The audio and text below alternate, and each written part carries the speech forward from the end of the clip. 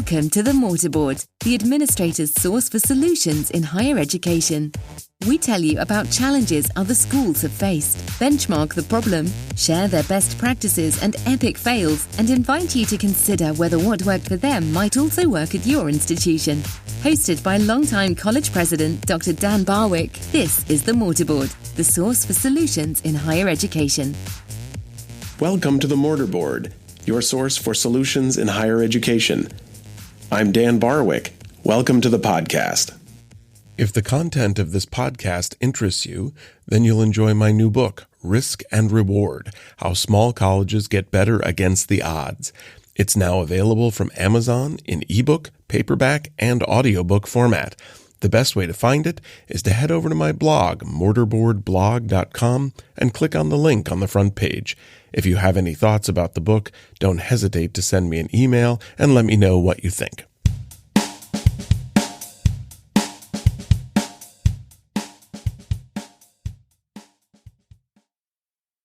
My guest today is Teresa Manning, Policy Director for the National Association of Scholars. Teresa earned her JD from the University of Iowa College of Law in 1993. She also has an MA in Western European History from Washington University in St. Louis and her BA in Philosophy from St. Michael's College at the University of Toronto. Before joining the National Association of Scholars, Teresa served as the Deputy Assistant Secretary of the Office of Population Affairs in the Department of Health and Human Services, and is formerly a law professor at the Scalia Law School of George Mason University. She recently published an article in the online journal Law and Liberty entitled, "Make University Administrators Pay and Watch Things Change."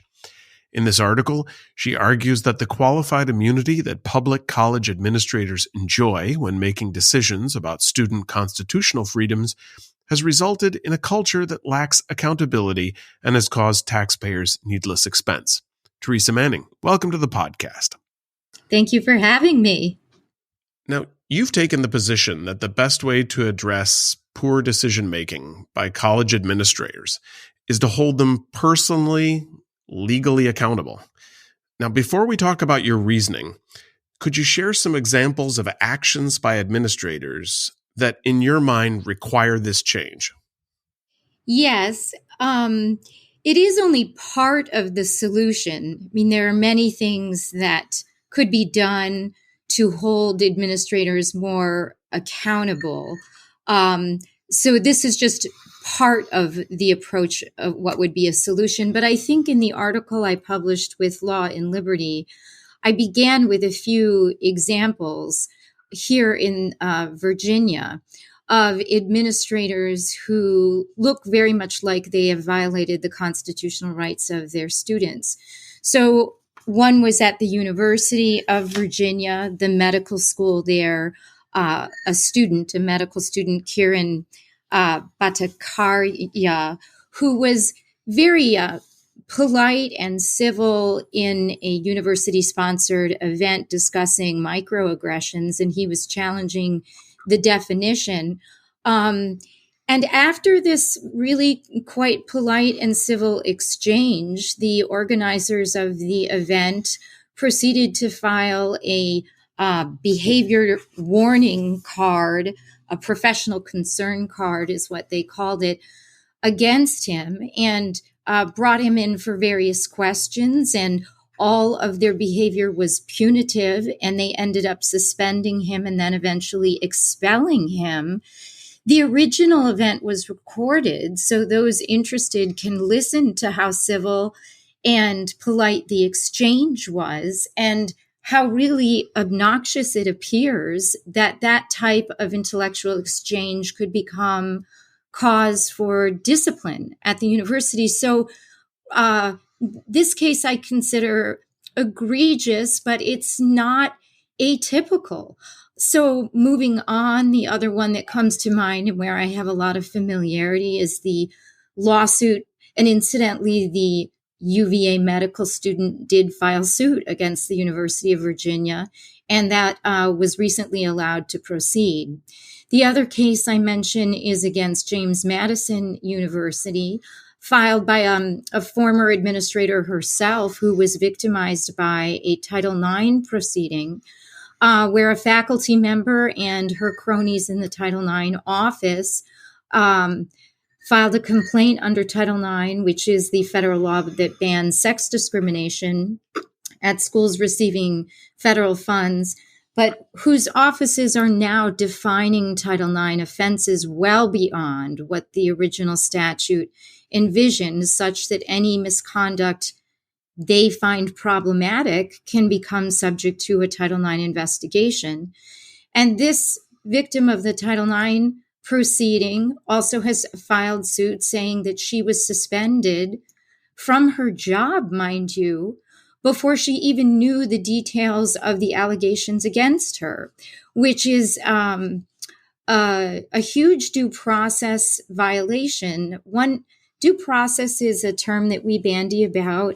It's a legal term that refers to what's called the basket of rights that constitute fundamental fairness in any procedure or proceeding, whether legal or administrative or at a school with discipline. So due process rights include famous things such as the presumption of innocence, the right to see evidence, the right to confront your accusers and to question witnesses, the right to know what you are being accused of with sufficient particularity that you can defend yourself, and especially the right to exonerating evidence. So all of those rights are grouped together and called the basket of rights that comprise due process.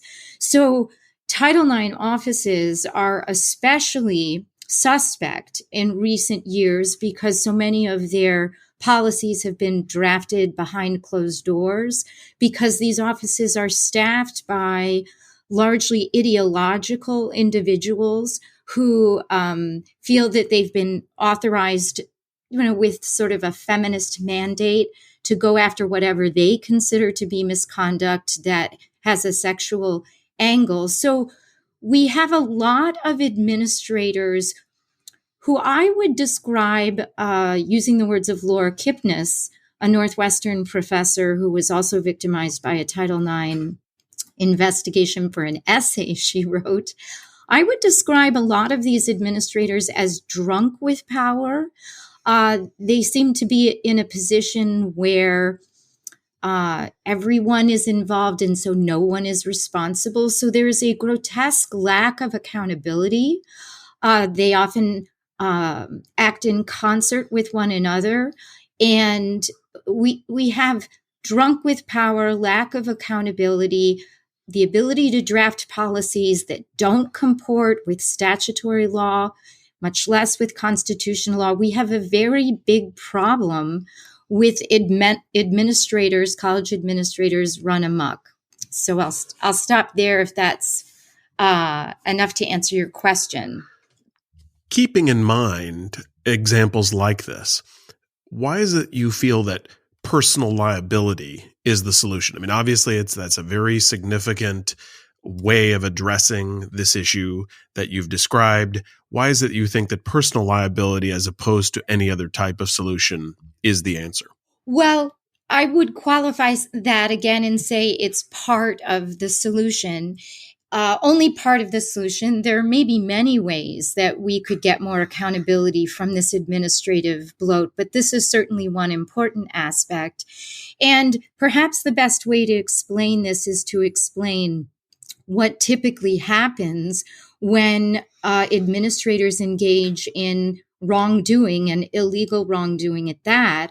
First of all, they are only called on their misconduct if someone files suit. If someone goes in-house through the university, for example, chances are over 95% that the institution will protect its own and simply rubber stamp whatever the administrator did. So if an injured party decides enough of that, I'm going to file suit, the administrator who is sued at a public university doesn't even have to retain his or her own counsel.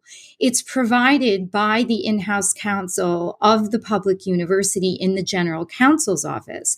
Keep in mind that at a public university, that general counsel is a public employee paid by the taxpayers of the state.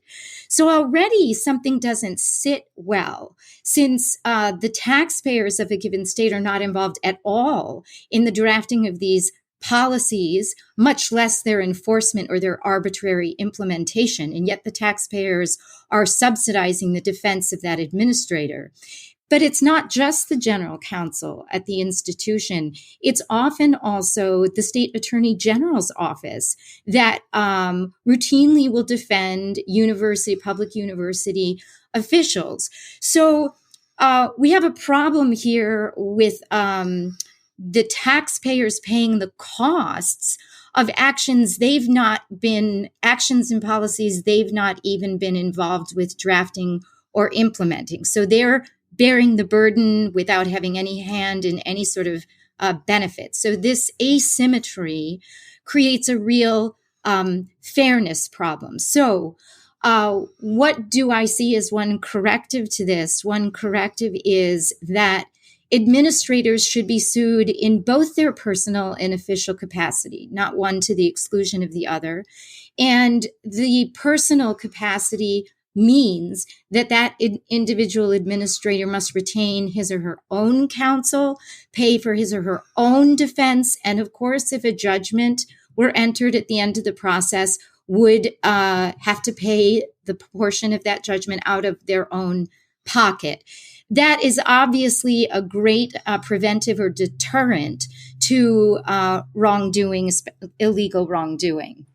You have pointed out that administrators of public institutions enjoy protections that their counterparts at private institutions don't have, even though both groups of people are doing essentially the same work, serving similar populations of college students.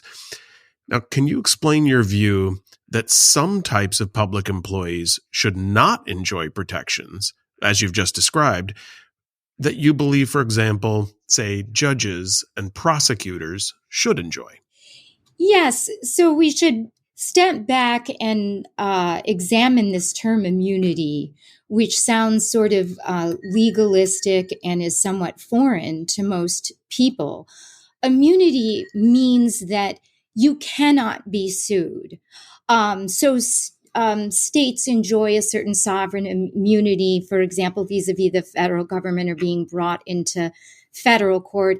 And sovereign immunity is the typical phrase that the crown or governmental officials are not allowed to be sued. Now, this is easiest to understand and explain when people think of certain types of governmental officials. Judges and prosecutors make the best example. And incidentally, judges and prosecutors enjoy full immunity, which is distinct from qualified immunity or partial immunity, which I explain in the article. Full immunity means no matter what the situation, such a government official cannot be sued, whereas partial immunity means that the determination of immunity is somewhat fact-specific. But let's stay with full immunity for the moment to explain this. Judges who have to issue opinions and findings from one party against another inherently alienate and antagonize somebody. It's just inescapable. In litigation or a criminal proceeding, somebody is going to win and someone's going to lose. And so given that the position itself is fraught with this problem that you're going to alienate and antagonize and anger someone, it makes sense to say that you're always going to have an aggrieved party, and therefore the judge can't be worried that that aggrieved party after the proceeding will sue the judge. Similarly, a prosecutor, same type of situation. A prosecutor's job is to bring in defendants to be prosecuted in criminal proceedings and to request criminal sentences, whether it's fines or incarceration or even the death sentence. this is a position that is fraught with tension, alienation, and is going to upset people. And so it makes sense, again, that a prosecutor can't have to worry about being sued after the fact. And so prosecutors and judges are given full immunity. There are other governmental officials that have sort of these unpleasant tasks that are going to upset people. And if they do their job and if they don't have immunity, are going to find that they are sued every day of the week because of what they do. Now, right now, we're having a bit of a national discussion about police and how police claim qualified immunity as distinct from full immunity.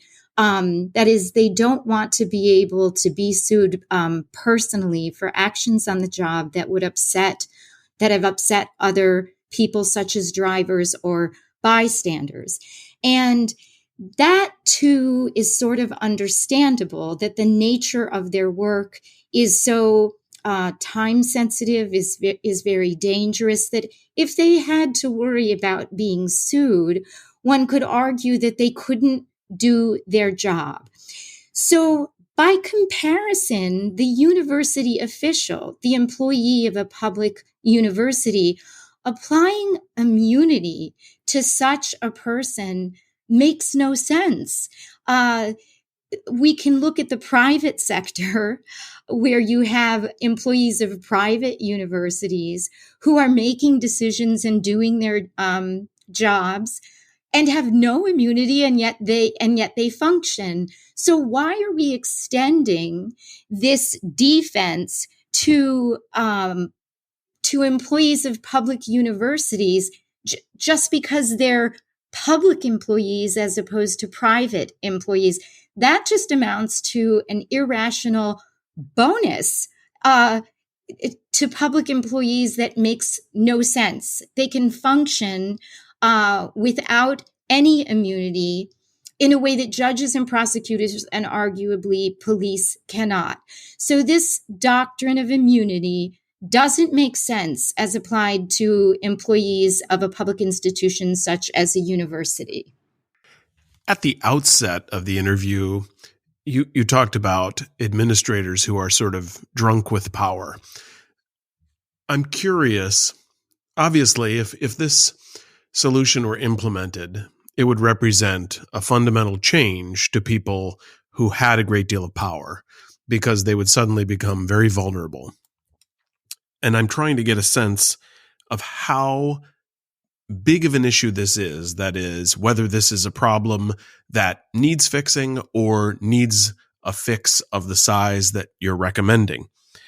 Have you or anyone else attempted to quantify the cumulative cost of the errors that you think these administrators are making to taxpayers? Has anyone tried to quantify this sort of hands-off approach that we have to college administrators? Well, not that I'm aware of, sort of an empirical study of crunching the numbers, but it would not be at all difficult to do. Almost all attorneys have to account for their time and bill for their time. And incidentally, counsel for plaintiffs, especially in constitutional litigation, under Section 1983, which is the federal statute that authorizes individual lawsuits regarding constitutional rights.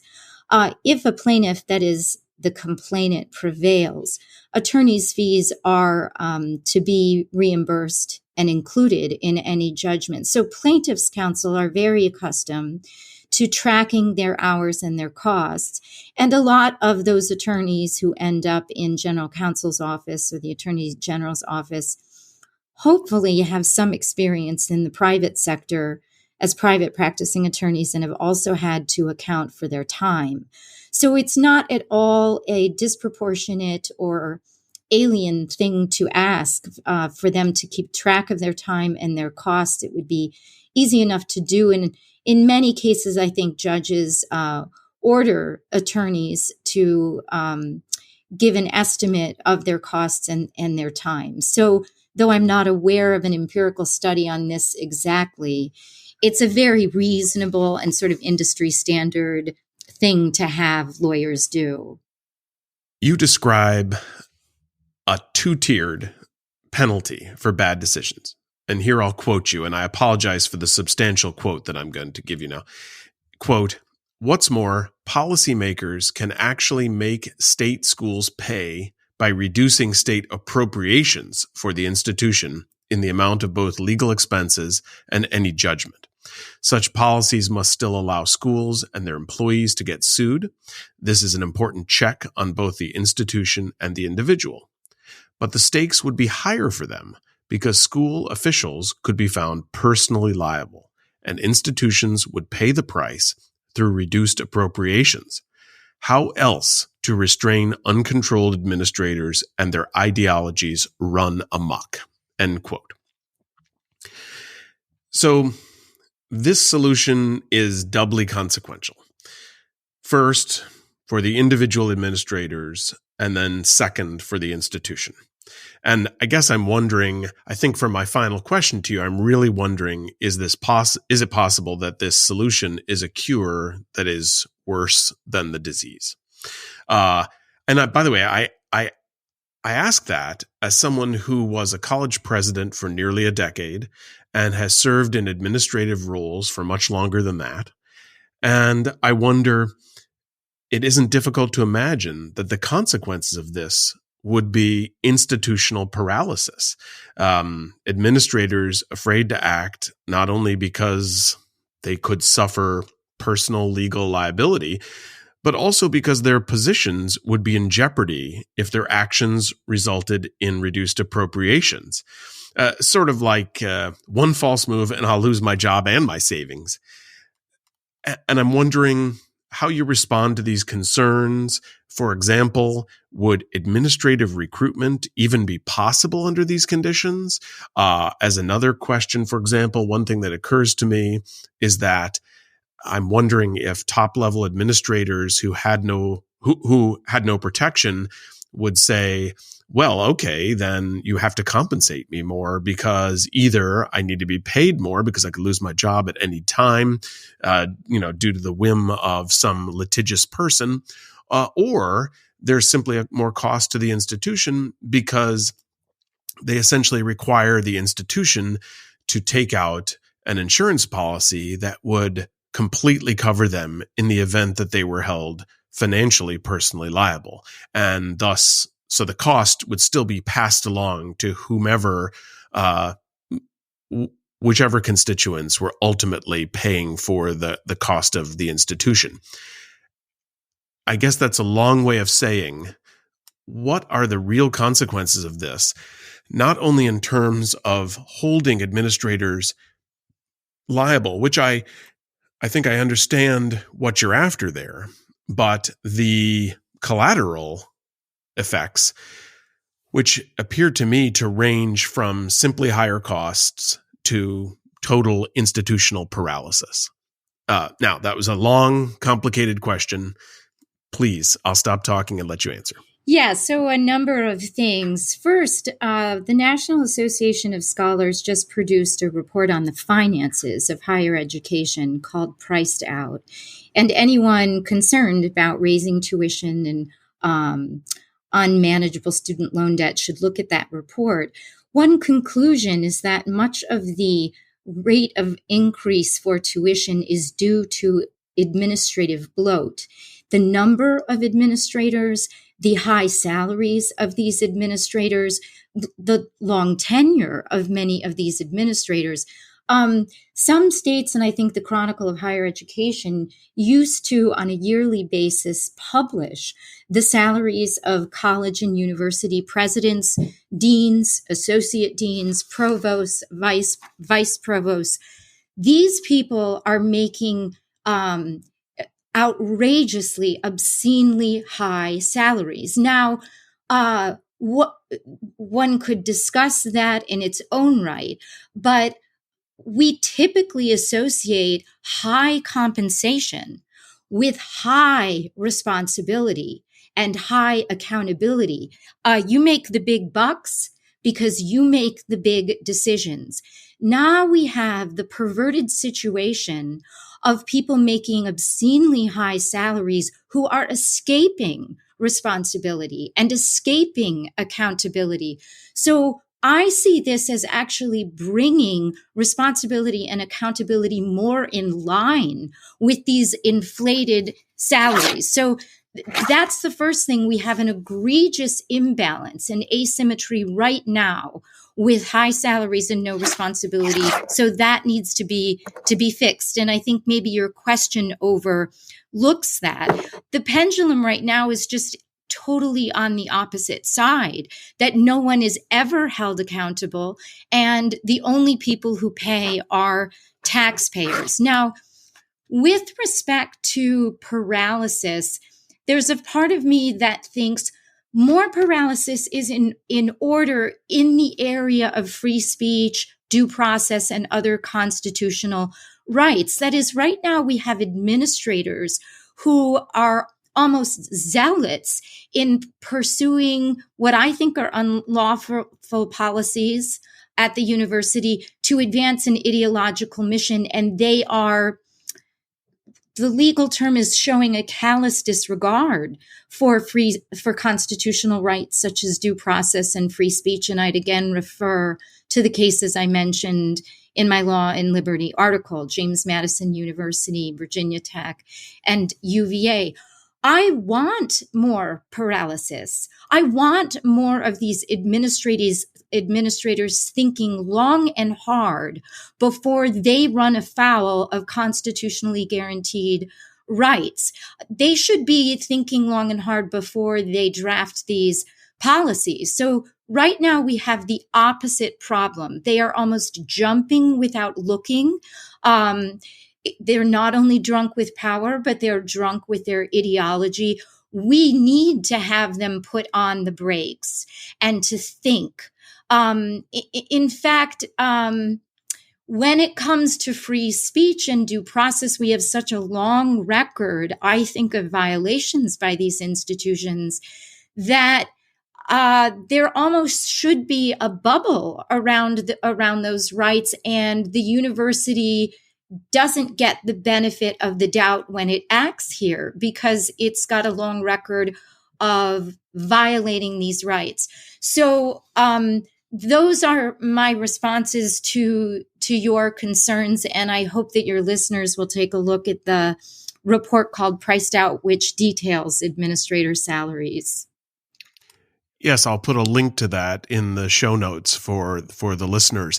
Let me just push you a little on your answer, just for clarification. I'll take as a given that administrators are well paid in many cases, particularly high-level administrators.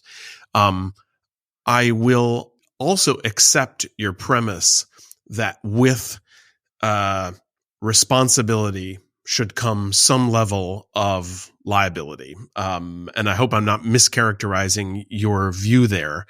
I think your point was that these people are well paid, and in fact, in some cases, they're so well paid that it seems beyond argument that they should be willing to accept some level of liability. However, I think I just want to clarify or push back a little on the issue of the practical consequences. I appreciated your answer about seeking a higher level of deliberation with regard to important questions, particularly the constitutional rights of students. But in the case of the practical consequences, I think it's very unlikely that an administrator that is paid X number of dollars will say, well, I'm already paid X number of dollars, and I should be willing to simply absorb additional risk with no additional reward. So as a strictly practical matter, I'm wondering if what you're suggesting wouldn't dramatically inflate costs by requiring administrators to be very well compensated for what they will see, and I think it's safe to say they will definitely see this as a dramatically increased personal risk. Well, I can't put myself in the shoes of these administrators. I think their salaries should be more highly publicized. And my first reaction to you or to this point that you're making is that if you can't stand the heat, get out of the kitchen.